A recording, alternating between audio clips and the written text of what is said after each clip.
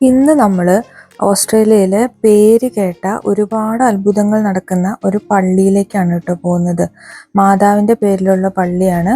നമ്മളുടെ ഇവിടുന്ന് 1.5 മണിക്കൂർ ഡ്രൈവ് ആണ് ഈ ഒരു സ്ഥലത്തേക്കുള്ളത്. ഇത് ന്യൂ സൗത്ത് വെയിൽസിൽ സദേൺ ഹൈലാൻഡ്സിലാണ് ഈ പള്ളി സ്ഥിതി ചെയ്യുന്നത്. അപ്പോൾ ഒരു കാട് നിറഞ്ഞൊരു വഴിയിൽ ഒരു കാടിൻ്റെ നടുക്കാണ് കേട്ടോ ഈ ഒരു പള്ളി. Shrine of Our Lady of Mercy എന്നാണ് ഈ പള്ളിയുടെ പേര്. അപ്പോൾ പേരിൽ നിന്ന് തന്നെ നമുക്ക് മനസ്സിലാവും മാതാവിൻ്റെ പള്ളിയാണ് എന്നുള്ളത്. ഈ പള്ളിയെ പറ്റി കേട്ടപ്പോൾ അറിയാനായിട്ട് കൗതുകം കൊണ്ട് ഞാൻ കുറച്ച് ഗൂഗിളിൽ പരതി നോക്കി.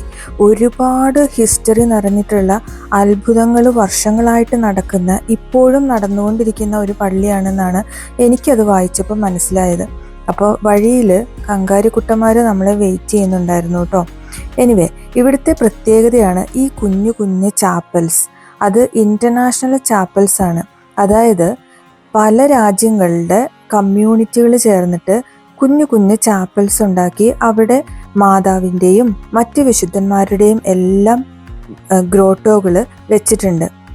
അതൊരു ഭയങ്കര വൈബ് തന്നെയാണ് കേട്ടോ. നമുക്ക് ഇത് ശ്രീലങ്കക്കാർ പണിതേക്കുന്നതാണ്. ഈ ശ്രീലങ്കൻ കമ്മ്യൂണിറ്റിയുടെയാണ്. വേളാങ്കണ്ണി മാതാവാണ് അവിടുത്തെ മെയിൻ പ്രതിഷ്ഠയായിട്ടിരിക്കുന്നത്.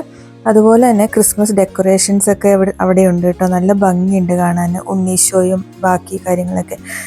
ഈ ചാപ്പലിൽ ഞങ്ങൾ കയറിയപ്പോൾ എന്തോ ഒരു പ്രത്യേക ഒരു അനുഭൂതിയായിരുന്നു. അപ്പോൾ മാതാവുണ്ട്, നമ്മുടെ സെൻറ്റ് ജോസഫ്, സെൻറ്റ് ആൻ്റണി എല്ലാവരും അവിടെ ഉണ്ട്. അപ്പോൾ നല്ല വൃത്തിയായിട്ട് നല്ല മനോഹരമായിട്ട്, അതായത് നമ്മളുടെ നാട്ടിലത്തെയൊക്കെ ആ ഒരു ചാപ്പലുകൾ എങ്ങനെയാണോ അതുപോലെയാണ് കേട്ടോ. ഒരുപാട് വിസിറ്റേഴ്സ് വന്നു പോകുന്നൊരു സ്ഥലമാണ് ഇത്. അപ്പോൾ ഞങ്ങൾ കുറച്ച് നേരം അവിടെ ഒന്ന് ഇരുന്നു. ഭയങ്കര സമാധാനമായിട്ടാണ് ഫീൽ ചെയ്തത്. അതിൻ്റെ അടുത്ത് തന്നെ ഉള്ളത് കൊറിയൻ കമ്മ്യൂണിറ്റിയുടെ ചാപ്പൽസാണ്. അപ്പം ഇവിടെ ഒരുപാട് 44 ചാപ്പൽസ് ഉണ്ട്. ഇതുപോലെ കുഞ്ഞു കുഞ്ഞു ചാപ്പലുകളുണ്ട്. Anglo India, Philippines, Vietnam, Sri Lanka, Indonesia, Lebanon, Mauritius, Portuguese എന്ന് വേണ്ട ഒരുപാട് രാജ്യങ്ങളുടെ. അതെല്ലാം ഇപ്പം എനിക്ക് പറയാൻ പറ്റില്ല. നിങ്ങൾ താല്പര്യമുള്ളവർ ജസ്റ്റ് ഗൂഗിൾ ചെയ്ത് നോക്കൂ കേട്ടോ. നല്ല രസമാണ് ഇതിൻ്റെ ഹിസ്റ്ററി വായിക്കാനായിട്ട്. അപ്പോൾ ഇതിൻ്റെ ഫൗണ്ടർ എന്ന് പറയുന്നത് 1981 ഫാദർ അഗസ്റ്റിൻ ലാസർ, അത് പൗളിൻ ഫാദേഴ്സിൻ്റെ ഗ്രൂപ്പിൽപ്പെട്ട ഒരു അച്ഛനാണ് ഇവിടെ വന്നിട്ട് ഈ ഒരു പള്ളി ഇതുപോലെ ഒരു മൊണാസ്ട്രി പോലെ സ്റ്റാർട്ട് ചെയ്തത്. അത് കഴിഞ്ഞപ്പോൾ തീർത്ഥാടകരെ സപ്പോർട്ട് ചെയ്യുന്ന ഒരു ഗ്രൂപ്പായിട്ട് ഇത് വളർന്നു. 1984 ഇതൊരു പള്ളിയായിട്ട് ഡെവലപ്പ് ചെയ്തെടുത്തതെന്നാണ് എനിക്ക് ഗൂഗിൾ ചെയ്തപ്പോൾ മനസ്സിലായേക്കുന്നത്. അപ്പോൾ ഇതിൻ്റെ ഹിസ്റ്ററി കാര്യങ്ങളൊക്കെ അവിടെ ഇവിടെ എല്ലാം എഴുതി വെച്ചിട്ടുണ്ട്. നമ്മളുടെ സമയക്കുറവുകൊണ്ട് എല്ലാം ഒന്നും വായിക്കാൻ പറ്റിയിട്ടില്ല കേട്ടോ. അപ്പോൾ ഇവിടുത്തെ മെയിൻ ഹൈലൈറ്റ് എന്ന് പറയുന്നത് മാതാവിൻ്റെ പ്രതിഷ്ഠ തന്നെയാണ്. അതേപോലെ തന്നെ നിങ്ങൾക്ക് വേറൊരു സംഭവം കൂടി ഇതിൻ്റെ പുറകെ കാണുന്നുണ്ട്. സ്കിപ്പ് ചെയ്യാതെ വെയിറ്റ് ചെയ്യണം കേട്ടോ. അപ്പോൾ ഇതാണ് ഞാൻ പറഞ്ഞ 44 കുഞ്ഞു കുഞ്ഞ് ഇൻ്റർനാഷണൽ ചാപ്പൽസ്. ഇതുപോലെ ഇങ്ങനെ കുഞ്ഞു കുഞ്ഞു ചാപ്പൽസ് ഇവർ ഉണ്ടാക്കി വെച്ചിട്ടുണ്ട്. അപ്പോൾ ഞാൻ പറഞ്ഞതുപോലെ ജസ്നാഗോറ മൊണാസ്ട്രിയിൽ പെട്ട, അതായത് പോളണ്ട് ബേസ് ആയിട്ടുള്ള ആ ഒരു മൊണാസ്ട്രിയിലെ അച്ഛനായിരുന്നു ഈ ഫാദർ അഗസ്റ്റിൻ. പിന്നെ ഇവിടുത്തെ മെയിൻ മാതാവ് എന്ന് പറഞ്ഞു കഴിഞ്ഞാൽ നമ്മൾ വേളാങ്കണ്ണി മാതാവ്, ഫാത്തിമ മാതാവ് എന്നൊക്കെ പറയുന്ന പോലെ മഡോണ, ബ്ലാക്ക് മഡോണ, അതായത് മദർ മേരി വിത്ത് ചൈൽഡ്, അത് ബ്ലാക്ക് സ്കിൻ ടോണുള്ള ഒരു മാതാവിൻ്റെ ഫോട്ടോസ് നമ്മൾ കാണാറുണ്ടല്ലോ. അപ്പോൾ അതാണ് ഇവിടുത്തെ മെയിൻ പ്രതിഷ്ഠയായിട്ട് ഉള്ളത്. അതാണ് ഇതിൻ്റെ ഒരു ഐതിഹ്യം പോലെ കൊടുത്തേക്കുന്നത് കേട്ടോ. അതുപോലെ തന്നെ ഇവിടുത്തെ മെയിനായിട്ടുള്ള സെലിബ്രേഷൻ എന്ന് പറയുന്നത് എല്ലാ മാസം 13-ാം തീയതിയും ഇവർ ഫാത്തിമ മാതാവിൻ്റെ ഡേ ആയിട്ട് സെലിബ്രേറ്റ് ചെയ്യുന്നുണ്ട്. അപ്പോൾ ജനുവരി 13 അടുത്ത ഒരു ജനുവരി 13 കഴിഞ്ഞല്ലോ. അപ്പോൾ എല്ലാ മാസവും 13-ാം തീയതിയാണ് ഇവിടുത്തെ ആ ഒരു സെലിബ്രേഷൻ ഉണ്ടാവുന്നത്. ഫാത്തിമ ഡേ ആയിട്ട് അവർ സെലിബ്രേറ്റ് ചെയ്യുന്നത്. ഞങ്ങൾ ചെന്നപ്പോൾ ഇന്തോനേഷ്യൻ കമ്മ്യൂണിറ്റിയുടെ എന്തോ ഒരു സെലിബ്രേഷൻ അവിടെ നടക്കുന്നുണ്ടായിരുന്നു. ഒരുപാട് ഇന്തോനേഷ്യൻ ഫാമിലീസ് അവിടെ ഉണ്ടായിരുന്നു കേട്ടോ. അപ്പോൾ അവരെ ഒന്നും ഞാൻ ക്യാമറയിൽ എടുത്തിട്ടില്ല. അതല്ലാതെ നമ്മൾ മാത്രമേ അവിടെ ഉണ്ടായിരുന്നുള്ളൂ. അപ്പോൾ അതുകൊണ്ട് തന്നെ നമുക്ക് ഫ്രീ ആയിട്ട് എല്ലാം നടന്ന് കാണാനായിട്ട് പറ്റി. നല്ല ക്ലീൻ ആയിട്ടാണ് വെച്ചേക്കുന്നത്. കാടിൻ്റെ നടുക്കാണ് കേട്ടോ, അതായത് ചുറ്റോട് ചുറ്റും ഇതിൽ ഫുള്ള് കാടാണ്. അതുകൊണ്ട് തന്നെ ഇവരുടെ ഓപ്പണിംഗ് അവേഴ്സ് കൊടുത്തേക്കുന്നത് രാവിലെ 8 മണി മുതൽ വൈകിട്ട് 6 മണി വരെയാണ്. അപ്പോൾ ഇതാണ് ഞാൻ പറഞ്ഞ ഫിലിപ്പീൻ കമ്മ്യൂണിറ്റിയുടെ ആ ഒരു ചാപ്പല്. അതുപോലെ തന്നെ ഇത് ഈ കാണുന്നതെല്ലാം ഓരോ കമ്മ്യൂണിറ്റിയുടെ ചാപ്പൽസ് ആണ് കേട്ടോ. അപ്പോൾ ഓരോന്നും എടുത്തു കഴിഞ്ഞ് കഴിഞ്ഞാൽ വീഡിയോ ഒരുപാട് ലെങ്തി ആയി പോകും. അപ്പോൾ അതുകൊണ്ടാണ് ഞാനിങ്ങനെ കുഞ്ഞു കുഞ്ഞു ഷോർട്ടായിട്ട് ഇത് കാണിച്ചേക്കുന്നത്. പക്ഷെ മാക്സിമം ഉൾപ്പെടുത്താൻ ശ്രമിച്ചിട്ടുണ്ട്. അപ്പോൾ നിങ്ങൾ ഈ ന്യൂ സൗത്ത് വെയിൽസ് അല്ലെങ്കിൽ ഈ ഒരു ഏരിയയിലുള്ളവരാണെന്നുണ്ടെങ്കിൽ ഉറപ്പായിട്ടും പോയി കാണേണ്ട ഒരു പള്ളി തന്നെയാണ് കേട്ടോ. ഇത് കണ്ടോ, ഇതിപ്പോൾ പുതിയൊരു ചാപ്പൽ ഇവിടെ വരാനായിട്ട് അതിൻ്റെ തറയൊക്കെ കെട്ടിയിട്ടേക്കുവാണ്. അപ്പോൾ ഇനിയിപ്പോൾ കുറച്ച് നാളിനുള്ളിൽ തന്നെ അതിൻ്റെ പണി തുടങ്ങും എന്ന് അവിടെ എഴുതി വെച്ചിട്ടുണ്ട്. അത് ഏത് കമ്മ്യൂണിറ്റിയുടെ ആണെന്നൊക്കെ എഴുതി വെച്ചിട്ടുണ്ട്. ഞാനിപ്പോൾ അത് മറന്നുപോയി കേട്ടോ. അപ്പോൾ ഇപ്പോൾ വോയിസ് കൊടുക്കുമ്പോഴാണ് ഞാനത് ഓർത്തത്, ഞാൻ എടുത്തിട്ടില്ലല്ലോ എന്ന്. പിന്നെ ഇനി ഇവിടുത്തെ വേറൊരു സംഭവം എന്ന് പറഞ്ഞു കഴിഞ്ഞാൽ ഇവിടുത്തെ ദുഃഖ വെള്ളിയാഴ്ചത്തെ ശുശ്രൂഷകളാണ്. അതാണ് മെയിനായിട്ട് ഫേമസ് ആയിട്ട് ഇവിടെ ഞാൻ കേട്ടേക്കുന്നത്. ദുഃഖ വെള്ളിയാഴ്ച നമ്മളുടെ ആ ഒരു 14 സ്റ്റേഷൻസ് ഉണ്ടല്ലോ, നമ്മൾ കുരിശിൻ്റെ വഴി ചൊല്ലി പോകുന്ന ആ ഒരു 14 സ്ഥലം, ആ 14 സ്ഥലം അതേപോലെ ഈ കാടിൻ്റെ ഉള്ളിൽ കൂടെ അവർ സെറ്റ് ചെയ്ത് വെച്ചിട്ടുണ്ട്. അപ്പം നമുക്ക് അത് കണ്ടിട്ട് വരാം കേട്ടോ. അപ്പോൾ അങ്ങോട്ട് പോകുന്ന വഴിക്കാണേലും ഇതുപോലെ ഞാൻ പറഞ്ഞല്ലോ 44 കുഞ്ഞു കുഞ്ഞു ചാപ്പലുകളുണ്ട് ഇപ്പം നിലവിൽ. അത് ഗൂഗിൾ അപ്ഡേറ്റ് ചെയ്തേക്കുന്നത് എന്നാണെന്നുള്ളത് എനിക്കറിയില്ല. അതിൽ കൂടുതലുണ്ടോ എന്നുള്ളത് എനിക്ക് സംശയമുണ്ട്, കാരണം നമ്മൾ എണ്ണി നോക്കിയിട്ടില്ല. പിന്നെയാണ് ഞാൻ ഇതൊരു വീഡിയോ ആക്കുന്നതിനെ പറ്റിയിട്ട് ചിന്തിച്ചത്. അപ്പോൾ ഇതുണ്ടോ, ഇതാണ് ഈ വേ ഓഫ് ദ ക്രോസ് നടക്കുന്ന ഒരു വഴി കേട്ടോ. അപ്പോൾ നമുക്ക് കാണാം അവിടെ ഓരോ മരത്തെ കൂടെ അവർ ഓരോ നമ്മുടെ 1-ാം സ്ഥലം 2-ാം സ്ഥലം അതൊക്കെ ഇങ്ങനെ സെറ്റ് ചെയ്ത് വെച്ചിട്ടുണ്ട്. അപ്പോൾ പിള്ളേർ അതിൽ നടന്ന് മടുത്തു കേട്ടോ. അതാണ് അവർ ഭയങ്കര ടയേർഡായി, കാരണം ഒരുപാട് ദൂരം ഇതിൽ കൂടെ നടക്കാനും അത് കാണാനും അതിൻ്റെ ഓരോന്നിൻ്റെയും ഡീറ്റെയിൽസ് വായിക്കാനും എല്ലാം ഉണ്ട്. അപ്പോൾ അവിടെ നമ്മൾ ഫുൾ കാടാണല്ലോ, നിങ്ങൾക്ക് കാണുമ്പോൾ മനസ്സിലാവുന്നുണ്ടാവും. അപ്പോൾ ഇങ്ങനെ ഈ പക്ഷികളുടെ സൗണ്ടൊക്കെ കേട്ടിട്ട് നമുക്ക് പേടിയാവുന്ന രീതിയിലുള്ള സൗണ്ടുകളൊക്കെ കേൾക്കും. അപ്പോൾ അവർക്ക് പേടിയാവുന്നു എന്നൊക്കെ പറഞ്ഞിട്ട് നമ്മുടെ കയ്യിലൊക്കെ പിടിച്ച് നടക്കും. അതൊരു പ്രത്യേക വൈബാണ്, അത് നമ്മൾ പോയിട്ട് തന്നെ കാണണം. അപ്പോൾ ഇതാണ് ഞാൻ പറഞ്ഞ stations of the way of the cross എന്ന് പറഞ്ഞിട്ട്. അപ്പോൾ അത് ഇവിടെ നിങ്ങൾക്ക് കാണാൻ പറ്റുന്നുണ്ടോ എന്ന് അറിയില്ല. 1-ാം സ്ഥലം 2-ാം സ്ഥലം എന്നൊക്കെ ഈ മരത്തെ കൂടെ ഇങ്ങനെ ക്രോസ് കൊടുത്തിട്ട് എഴുതി വെച്ചിട്ടുണ്ട്. അപ്പോൾ അതിൽ കൂടി ആയിരിക്കും ഈ അന്നത്തെ ആ ഒരു ഗുഡ് ഫ്രൈഡേയുടെ സർവീസ് നടക്കുന്നതെന്നാണ് എനിക്ക് തോന്നുന്നത്. അങ്ങനെയാണ് അവിടെ എല്ലാം ഇങ്ങനെ രേഖപ്പെടുത്തി വെച്ചിട്ടുണ്ട്. അങ്ങനെ നമ്മൾ ഈ കാട്ടിക്കൂടെ കുറേ പോയി കഴിയുമ്പോൾ ഉണ്ടല്ലോ ഒരു സൂപ്പർ സംഭവം കാണാം. അപ്പോൾ നമുക്ക് ആ ഒരു ദുഃഖ വെള്ളിയാഴ്ചയുടെ ഫീൽ എന്തായിരിക്കും എന്നുള്ളത് അത് കാണുമ്പോൾ തന്നെ മനസ്സിലാവും.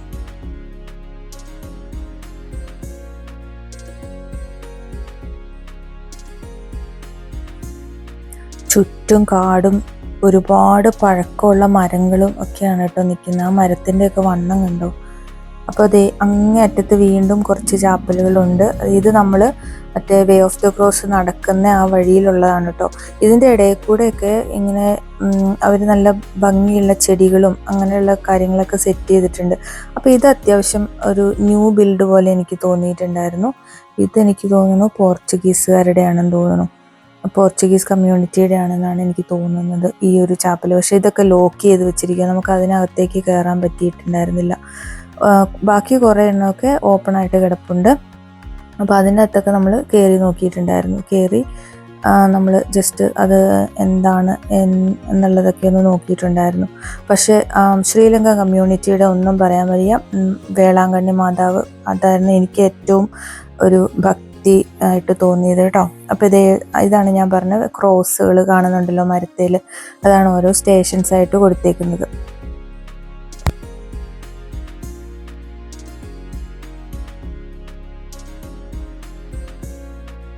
ഇവിടുത്തെ ഒരു സെറ്റപ്പൊക്കെ കണ്ടിട്ട് എനിക്ക് തോന്നുന്നു ദുഃഖ വെള്ളിയാഴ്ച അല്ലെങ്കിൽ ആ ഒരു കഷ്ടാനുഭവ ആഴ്ചയിലെല്ലാം നല്ലൊരു തിരക്കുണ്ടാവുമെന്ന് തോന്നുന്നു. കാരണം ഒരുപാട് സീറ്റിംഗ് അറേഞ്ച്മെൻറ്റ്സും പാർക്കിംഗ് കാര്യങ്ങളും എല്ലാം ഇവിടെ കൊടുത്തിട്ടുണ്ട്.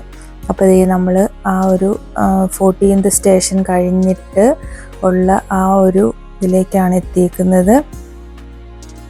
ഇതിൽ ഞാനൊന്നും പറയുന്നില്ല, നിങ്ങൾ കണ്ട് തന്നെ നോക്കുക കേട്ടോ. കണ്ടോ? ഇത് പോസ് ചെയ്തിട്ട് നോക്കിക്കഴിഞ്ഞാൽ മനസ്സിലാവും 3 കുരിശ് കൊടുത്തിട്ടുണ്ട്. അതായത് നമ്മളുടെ ജീസസ് ക്രൈസ്റ്റിനെയും പിന്നെ 2 കള്ളന്മാരുടെ നടുക്ക് കുരിശിൽ തറച്ചു എന്നാണല്ലോ പറഞ്ഞേക്കുന്നത്.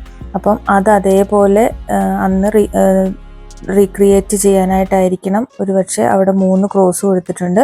ഇതുപോലെ ഇങ്ങനെ കയറി വന്നു കഴിയുമ്പം ഇവിടെ ഒരു മാതാവിൻ്റെ ഒരു നല്ലൊരു ഗ്രോട്ടോ വെച്ചിട്ടുണ്ട്. അവിടെ കുറേ കൊന്തകളൊക്കെ ആൾക്കാർ വെച്ചിട്ടുണ്ട്. അപ്പോൾ ദേ ഇവിടെ നല്ലൊരു മാതാവ് ഇങ്ങനെ നിൽക്കുന്നുണ്ട്. ഇവിടെയൊക്കെ വരുമ്പോൾ അതൊരു പ്രത്യേക ഫീലാട്ടോ, ഭയങ്കര ഒരു ഫീലാണ്. പിന്നെ അതാ ഞാൻ പറഞ്ഞ കുറച്ച് സീറ്റിംഗ് അറേഞ്ച്മെൻറ്റും പിന്നെ അവിടെ അന്നത്തെ ശുശ്രൂഷ നടത്താനായിട്ടുള്ള സ്റ്റേജ് പോലെ ഒരു സംഭവമൊക്കെ വെച്ചിട്ടുണ്ട്. അപ്പം ഇവിടെ ആയിരിക്കും അന്നത്തെ ആ ഒരു ലാസ്റ്റ് സെറമണി നടക്കുന്നുണ്ടാവുക എന്നുള്ളതാണ് എനിക്ക് മനസ്സിലാക്കാൻ പറ്റിയത്. നമുക്കവിടെ ചോദിക്കാനോ അല്ലെങ്കിൽ നമ്മളെ ഗൈഡ് ചെയ്യാനോ ഒന്നും ആരുമില്ല. അപ്പോൾ അതുകൊണ്ട് നമ്മളങ്ങോട്ട് ഊഹിച്ചെടുക്കുന്നു എന്ന് മാത്രം. കാണുമ്പോൾ നമുക്ക് അങ്ങനെയാണ് മനസ്സിലാക്കാൻ പറ്റുന്നത്. അപ്പോൾ ഇത് ഭയങ്കര ഒരു എന്താ പറയുക, ഒരു പ്രത്യേക ഒരു അനുഭവം എന്നൊക്കെ പറയാം. ഇതാണ് നമുക്ക് സഹിക്കാൻ പറ്റാത്തത് കേട്ടോ. ജീസസ് ടോംബ് അതേപോലെ അവർ റീക്രിയേറ്റ് ചെയ്തേക്കുവാണ്. അപ്പോൾ അന്ന് ജീസസ് ക്രൈസ്റ്റിനെ നമ്മൾ കുരിശിൽ നിന്ന് ഇറക്കിയിട്ട് ഒരുപക്ഷെ ഇങ്ങനെ ഇവിടെ കൊണ്ടുവന്ന് കിടത്തുമായിരിക്കും. അപ്പോൾ ഇവിടെ നമുക്ക് കയറി കാണാനുള്ള ആ ഒരു ഇതൊക്കെ ഉണ്ട്. പിള്ളേർക്ക് ഇത് കണ്ടിട്ട് വല്ലാതായി. അപ്പം അവളിങ്ങനെ അച്ചൂട്ടിയാണെങ്കിൽ ഒറിജിനൽ ജീസസ് ക്രൈസ്റ്റ് ആണോ എന്നൊക്കെയുള്ള രീതിയിൽ ചോദിച്ചിട്ടുണ്ടായിരുന്നു. അതൊരു ഭയങ്കര ഫീലായിരുന്നു. പിന്നെ ഈ പറഞ്ഞത് വേറൊരു പുതിയ ചാപ്പൽ അവിടെ പണി നടന്നുകൊണ്ടിരിക്കുന്ന ഒരു ചാപ്പലാണ് കേട്ടോ. അപ്പോൾ അത് ഇങ്ങനെയാണ് ഇവർ സെറ്റ് ചെയ്തേക്കുന്നത്. ചുറ്റും ചാപ്പൽസും പിന്നെ അതിൻ്റെ അകത്ത് ഇതുപോലെ ഈ ഒരു ദുഃഖവെള്ളിയാഴ്ചത്തെ സെറ്റപ്പിനുള്ള ആ ഒരു സംഭവം കൂടെ. അപ്പോൾ ഇതൊന്നും കൂടെ ഞാൻ കാണിച്ചതാട്ടോ, അതിൻ്റെ ആ ഒരു ഫസ്റ്റ് എൻട്രി എങ്ങനെയാണ് വരുന്നതെന്ന്. പിന്നെ ഇതാണ് ഇവിടുത്തെ ഇപ്പോൾ ശുശ്രൂഷകൾ നടക്കുന്ന മെയിനായിട്ടുള്ള പള്ളി. ഇത് 2000 അതായത് 1995 ഇതിൻ്റെ ആ ഒരു പണി തുടങ്ങിയിട്ട് 2000 ഇത് സമർപ്പിച്ചതെന്ന് തോന്നുന്നു.